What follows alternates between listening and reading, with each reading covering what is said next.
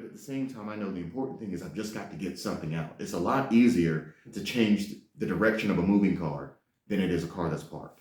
I was in the drill team in high school, so I guess I did like a drill team cover. And let's see, also, I had a lot of characters who were in the Marines back then, and had this character called Rebel. So I'm seeing like a lot of, and there were always shootouts in McDonald's and all of my characters. These are clearly, the thoughts of like a kid in high school. Like, all the supervillains would attack at McDonald's because we hung out at McDonald's after we hit the comic shop.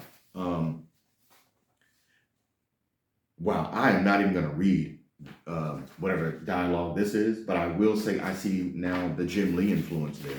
Todd McFarlane is one of my favorite artists and one of my favorite people. Again, somebody I've never met, but I'm sure like many people, he has written you. And I remember he wrote me when I was in high school, and I wish that that letter had not become displaced through some means. I'll just leave that there. But yeah, definitely 90. What in the world is this? So this was something that's something.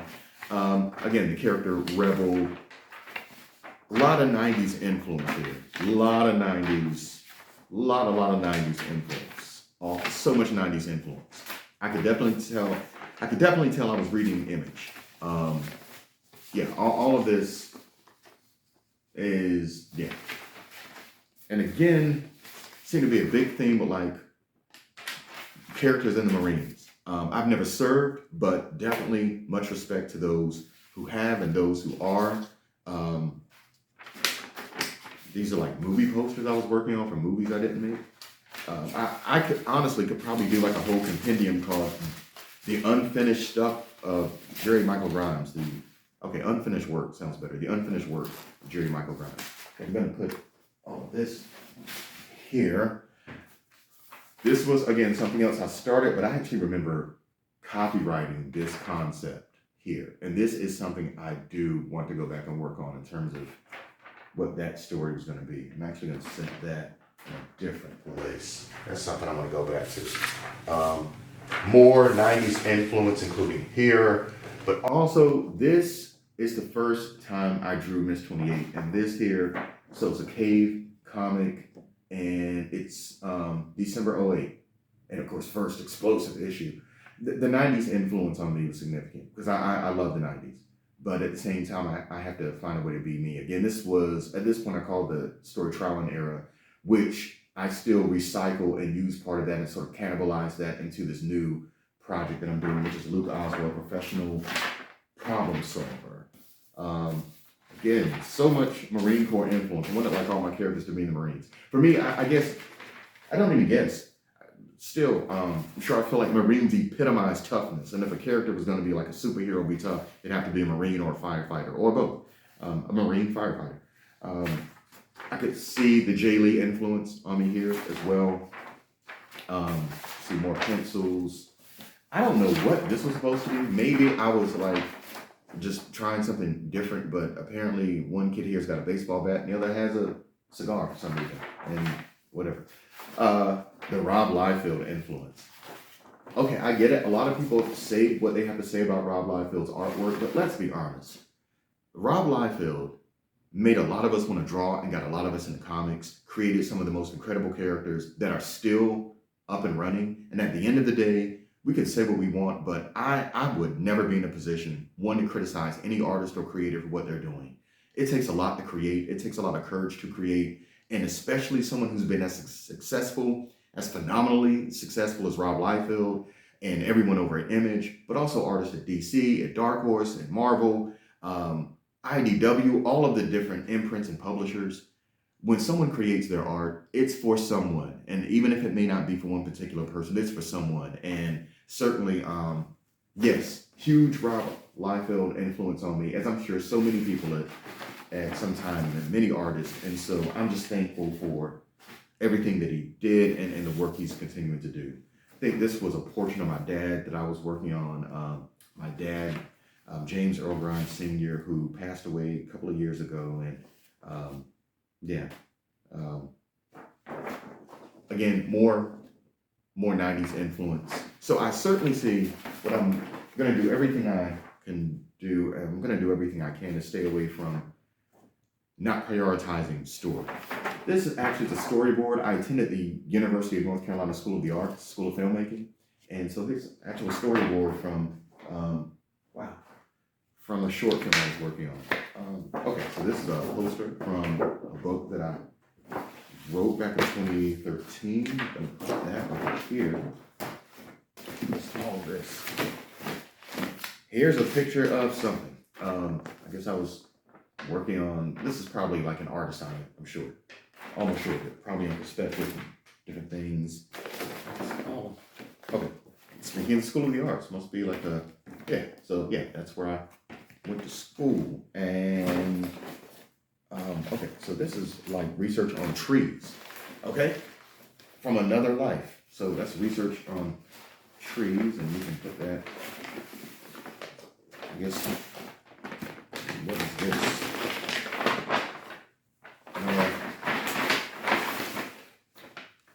Okay. Oh, wow. Okay, cool. These, I've not seen these. Wow. Not exactly related to anything, but these are panoramas that I used to do of communities where I grew up. And so, yeah. Well, that's cool. I have to go back and look at these in like a lot of detail. Yeah, these are panoramas. So very, very cool. Okay, so we're discovering things here all together, but yeah. I'm sure this was for some research that I was doing as well, but okay, so that will go there. The rest of this is, like I said, research on trees. That's interesting. I was always told by understanding the flora and the fauna of an area, you can understand that area. Okay, so seems to be, again, something that I started and didn't finish. And okay, this is like something conceptual. Okay.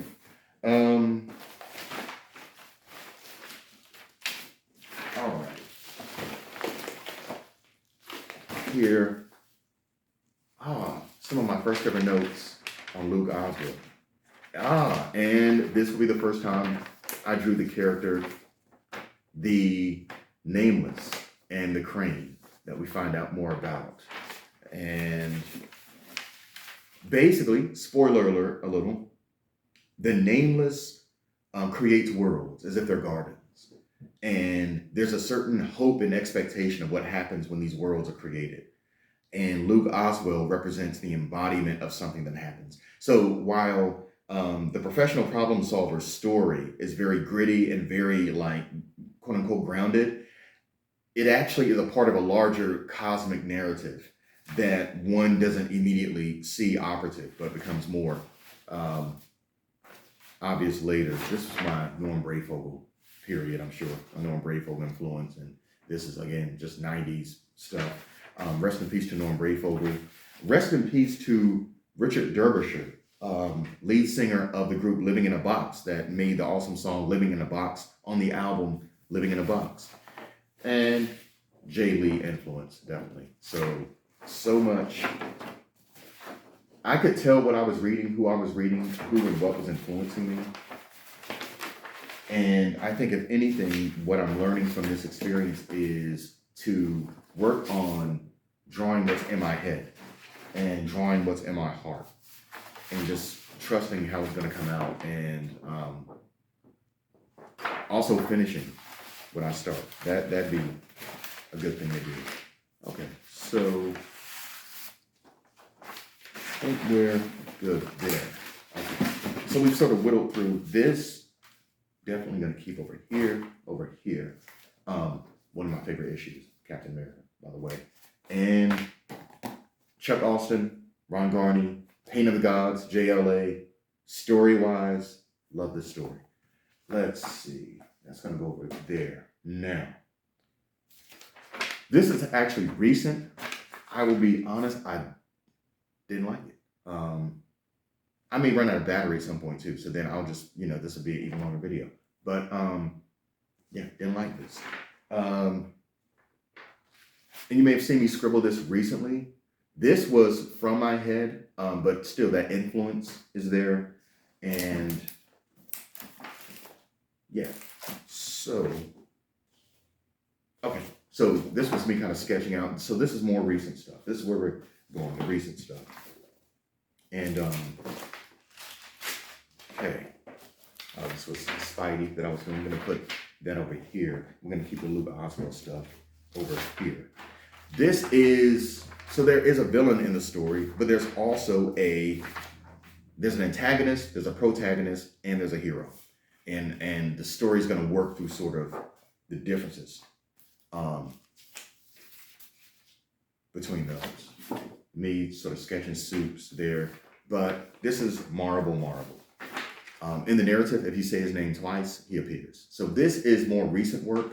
And I think this is the beginning of what I want to do, to trust myself to understand that the space here is something, that this is actually something, and to not feel the need to have to over detail everything.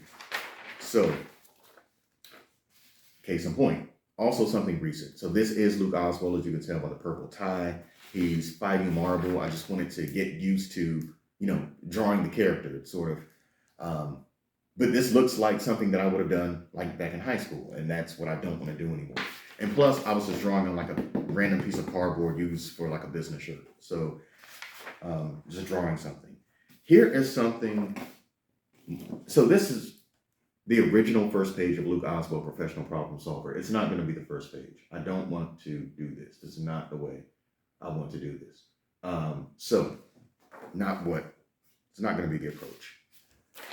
This will be the beginning of me figuring out how I'm going to draw Miss 28. This is this is 9 years old here. This is more recent. But from my head, this is what I drew. And again, trusting myself with space, trusting myself almost like Chiaroscuro, trusting myself that I don't have to do so much to tell the story, to focus on telling the story. Really cool editing professor of mine by the name of Leander T. Sales told me, when editing, go for rhythm, emotion, content. Rhythm, the beats of it. That when you're watching something, when you're reading something, it should have a certain steady rhythm to it. Even if that rhythm changes, there's a rhythm to it. Then go for the emotion, and then be concerned with the content. But I still feel that I need to be a lot more concerned with the content. Okay, so these are actual scripts from the 60-second episodes. So at least 3 episodes are done. So far, they'll start August 10th. They'll drop once a week. And again, so this is the Nameless, doesn't even look like the Nameless. And I think what I feel in terms of what I would like to do, in terms of style, I have to trust myself. So I'm going to grab some pens here. So I keep saying trust myself. To that when I draw that it's just okay for me to make straight lines, and that wherever those lines go, that it's okay, and that I'll just figure it out, and trust myself to not have to do too much hatching, which I love hatching, but I think I've hatched enough, as you can see from my undergraduate work and my work in high school and everything else. I think I've hatched enough for several lifetimes. So what I'm hoping to develop here, and again, don't know how I would do it per se, is to become a minimalist in what I do. And I think it takes so much more discipline, and it's so much scarier to be a minimalist, at least for me. And I think it comes from insecurity, not having like confidence that what I'm doing is enough, that I'm enough, that I can just sort of do what I'm doing. And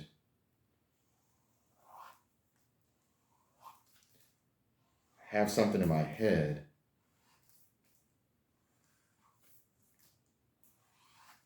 and just let what's in my head be there. And okay, so actually I have two cameras running here. And let's see if we can turn on this other one for a second. Let's see. Like I said, unedited raw, this is what it is. Okay, so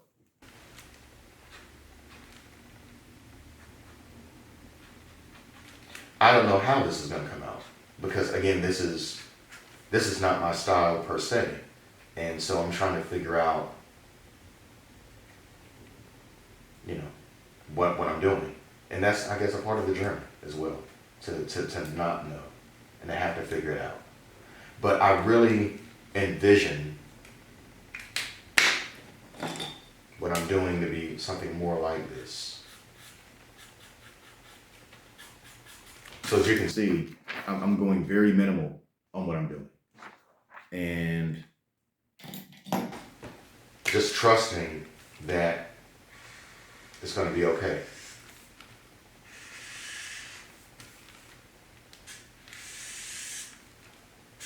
Which, you know, can be scary.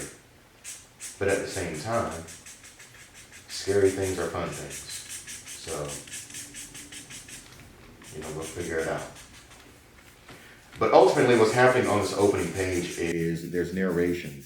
And the Nameless is basically very quickly discussing what happens in most of the worlds that he's created.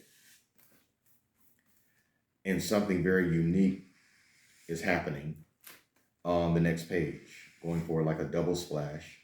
And of course, you know, there still has to be that action, but I think by setting it up with a form of narration, I'm at least establishing that it's just not random, mindless action, but I want there to be excitement. I don't want people to be bored with what they're reading and looking at, but then I really care about what's happening with the character. Basically, Luke is a good person who has a lot of problems and is going through a lot of problems and discovers in the midst of that he has a spark that enables him to help people. And even when he's going through problems, he still wants to help people, but he has his own issues in terms of the way he kind of medicates, if you will, to deal with things that he's going through and his delusions. And so, yet his main concern is trying to be a counselor, trying to be a teacher. Not even trying to be, but being those things. And that causes a particular power, an unforeseen power to develop in him, which also draws the attention of other previously unseen powers within the world that have ill intentions and others have very good intentions. And in the midst of this, as I said, he has a number of friends, Miss 28, Bianca Battle being one of them. If you've heard the original piece, then you know one thing that happens to him is he goes through a divorce, and there's a reason for that. And the 62nd episode, the third episode, episode 3, all of the episodes have the letter P in the title. So in the episode Pressure, there's some detail about that, some degree of detail in terms of why that's happening. But there's more intrigue. But there's, as I said, a very cosmic thing that's happening. So this is me being a minimalist. And again, I would ink much better than this. I'm really doing this as a test. I'm probably going to stick with this and actually make this a page or some variation of this.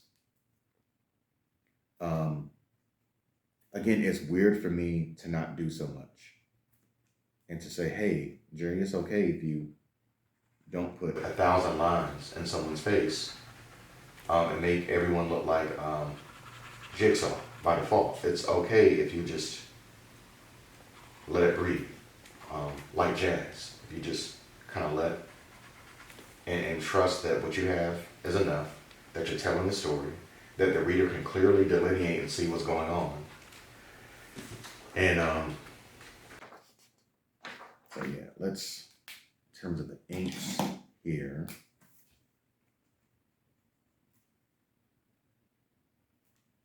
it feels weird for me. I think that's what it is. It feels kind of weird,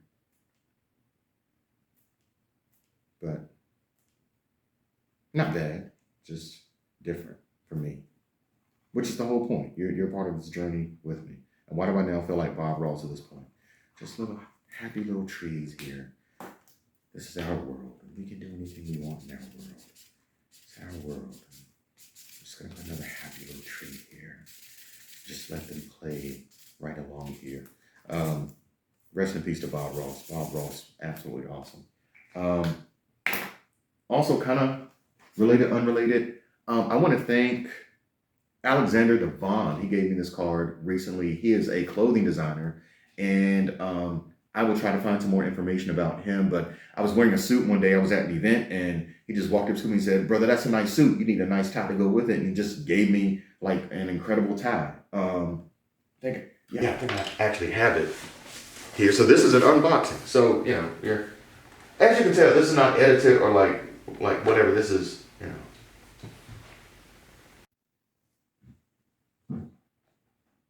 Okay, so camera cut off for a second, but yeah, this is like an unboxing here. Okay, so he showed me what the tie looked like, but here's the tie here. Again, his name is Alexander Devon. Thank you so much for this awesome tie. Maybe we can do something and work out like, I don't know, maybe like a purple tie sort of thing. And like I said, once I figure out this minimalist style, what would be really cool is if I had an edition of Luke Oswald, which is going to be in black and white, but one where just his tie is purple and his energy is purple, because there's a reason for that. But like a purple tie edition, that would be cool. But again, thank you, Alexander Devon, for your generosity and for the awesome tie, which I'm definitely going to wear. And again, I have no sponsors. I also want to thank my brother Mocalive. His work, his influence, everything that he's done in terms of his music, in terms of just filmmaking, and it's just an awesome person. Overall, I just want to thank him for his work as well. And I want to thank the many, many, many creators and freelancers that I've worked with, many from Fiverr, many from other outlets and just places where I've been able to meet really cool people, for your contributions, for your help on Luke Oswald, Professional Problem Solver, for that first story in edition. I actually recorded those lyrics and recorded a lot of that 8 years ago. And DJ Me, Mark, and I just sat down and, I had this idea and said, I want to finish something. And we knocked it out in 48 hours. And then from there, I got ideas for, okay, well, maybe some visuals could go with it. And over the course of that time, a lot of things happened, but a lot of things. It's funny, the events within the story are inspired by some things in my life, but those things hadn't happened at that point or in that way, but that's a whole other story for probably no other time. Like I said, if I ever figure out like how to stream and stuff like that, then I'll do that. This is probably going to be like a really long video that I'll have to cut up into a lot of parts. And for anybody who's still here viewing this, you are awesome for still being here. And like I said, I'm just going to keep working on this style, and we'll see what happens to this. But I think you may have very well witnessed what is going to be a part of the very first page of Luke Oswald, Professional Problem Solver. And this is, in my head, kind of the minimalist style that I'm thinking about. And what I see is, what's happening here is planets are actually being destroyed. And so already I'm seeing where there'll be some debris in different ways and different things happening around him, and then there'll be some narration. And again, this will take like a while to do, but I can already see that's where this is going. And so who knows, one of these days I can probably figure out like how to do just I don't know, ASMR, or either we can stream and draw at the same time or something like that. But yeah. Um, so I know that I'm gonna have like debris around him and off to the side, and because that's what I already see happening here, or something of this nature. You know, it'll be something of this nature. This is giving me a way to think about things differently. And let's see. So we'll show kind of the force of the blast here.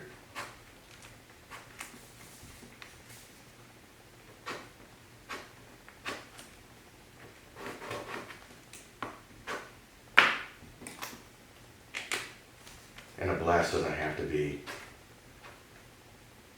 that coordinated. I think that's kind of the whole point. That it's debris and that's a blast that's occurring in that way. And then let, again, sort of, because this is a montage, like the explosion isn't happening like right beside him per se, but this is cosmic. And also I'm thinking by going with this approach, when I do approach a colorist, I'm giving the colorist kind of a nice palette and plateau to do things and giving myself space in terms of narration and dialogue. And when I start doing that. So again, you know, I think this is a matter of the way I can go about doing art. And ironically, just like that, I got a page done. Of course, you know what would be good? It would be good if I use this so finally I can stop starting things that I stop and just go ahead and get it done. And yes, I know I should be doing 11 by 17. I know I should be doing a whole lot of other things differently. I'm just gonna, at this point, get something done and then I'll figure out the rest of it. But that's all for me right now. I could ramble for hours and hours and hours and hours about all kinds of things, from Nine Inch Nails to Nas to why Carlton Banks, to me, represents one of the most important literary figures, but certainly fictional characters that we've probably seen in the past half century. And that might seem like a wild comment, but I have reasons for thinking and feeling that way. Most importantly, thank you for hanging out with me for however long it's been. And I look forward to next time we talk. I'm not going to edit that out. I'm just going to, next time we talk. Next time we talk, at least having this done and having a page 2 or page 3, and certainly, as I said, here's the script. I've got episode 1, 2, and 3 done. I'm going to be honest. I'm figuring out how to do all of this, and we'll figure it out in real time. But do know this, that wherever you are, whatever you're doing, I love you for being here and appreciate you for being here. If you enjoyed this, or if you're interested in anything else that I've done, feel free to like and subscribe. I appreciate everyone so much. Okay, so this camera is still on. The other camera just went off. Actually, I think that one just went off too. Or maybe it didn't. I don't know. Either way, if the camera is still on, I will find out in editing. But I just want to thank you for everything, and I appreciate everything that you've done in terms of just views, being here, and wherever you are, whatever you're doing today. I hope it's going well for you. I hope you're overcoming whatever obstacle you're going through, and can't wait to talk to you again. Okay, bye-bye.